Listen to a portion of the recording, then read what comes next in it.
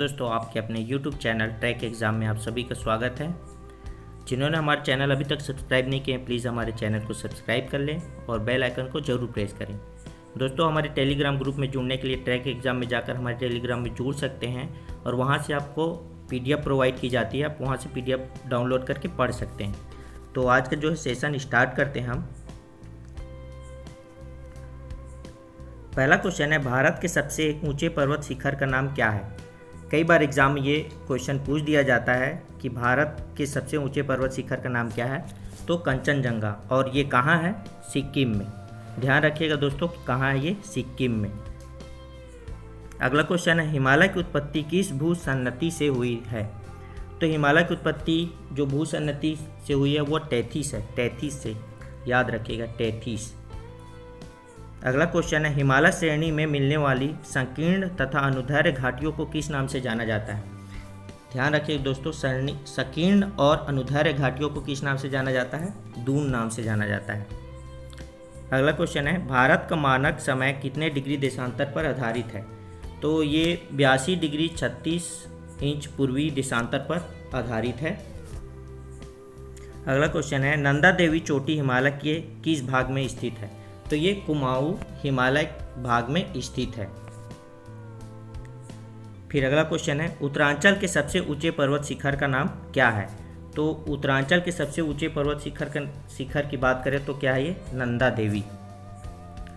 भारत के कुल भूभाग का कितने प्रतिशत पर्वत हैं? अब भारत में पूरे पर्वत हैं, भूभाग है, तो ये पर्वत जो श्रेणियाँ हैं वो कितना प्रतिशत है? 11%। अगला है, भारत की सबसे प्राचीन पर्वत श्रेणी कौन सी है?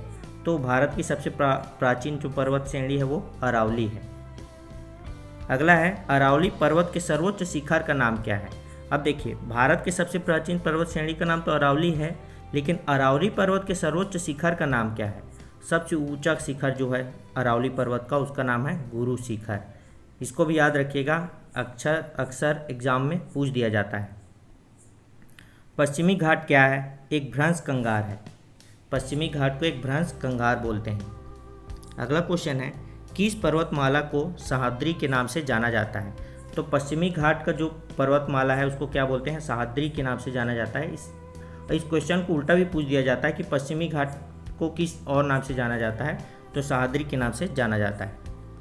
अगला क्वेश्चन है, पश्चिमी घाट की सबसे ऊँची चोटी का नाम क्या है? अब देखिए, पश्चिमी घाट की सबसे ऊंची चोटी का नाम है अनाईमुदी। अनाईमुदी जो है पश्चिमी घाट की सबसे ऊंची चोटी है। अगला है, पूर्वी घाट के सर्वोच्च शिखर का नाम क्या है? तो पूर्वी घाट के सर्वोच्च शिखर का नाम महेंद्रगिरी है।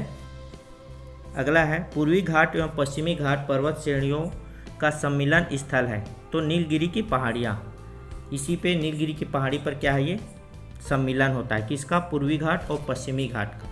पूर्वी घाट और पश्चिमी घाट का। भारत के सबसे दक्षिणी भाग में स्थित पहाड़ी का नाम क्या है? अब पूर्व, पश्चिम, उत्तर, दक्षिण में जो दक्षिण भाग में पहाड़ी जो स्थित है उसको बोलते हैं कार्डेमम। कार्डेमम, ध्यान रखिएगा, कार्डेमम। फिर अगला है, कार्डेमम की पहाड़ी कहाँ स्थित है? अब ये कार्डेमम कहाँ स्थित है? तो ये केरल में, याद रखिएगा।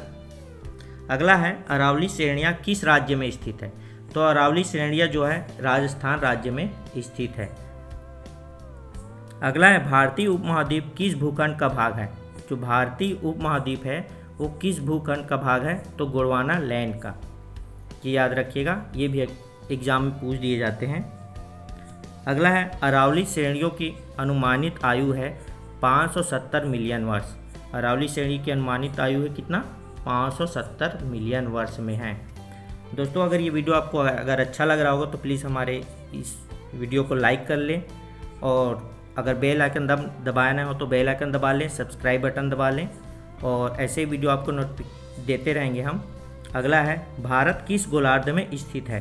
तो भारत उत्तरी और पूर्वी गोलार्ध में स्थित है।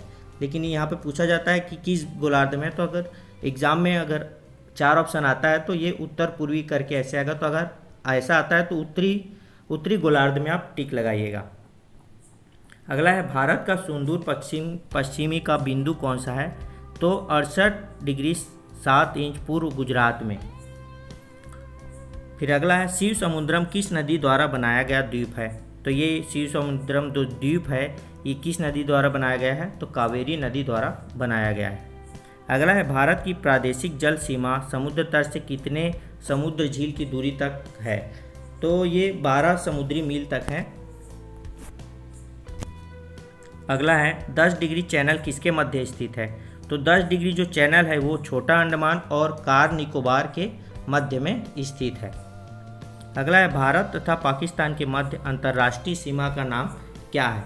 तो भारत तथा पाकिस्तान के बीच जो सीमा बनती है वो रेड क्लिफ लाइन से के नाम से जाना जाता है। अगला है भारत तथा चीन के बीच सीमा बनाने वाली रेखा का नाम क्या है? मैकमोहन रेखा। भारत और चीन के बीच मैकमोहन रेखा। अगला है भारत और अफगानिस्तान के बीच जो सीमा बनती है उसका नाम है डूरन रेखा। अगला है भारत की सबसे लंबी स्थलीय सीमा किस देश के साथ है? तो बांग्लादेश। अगर भारत की स्थलीय सीमा की बात करें सबसे लंबी किस में है? तो बांग्लादेश।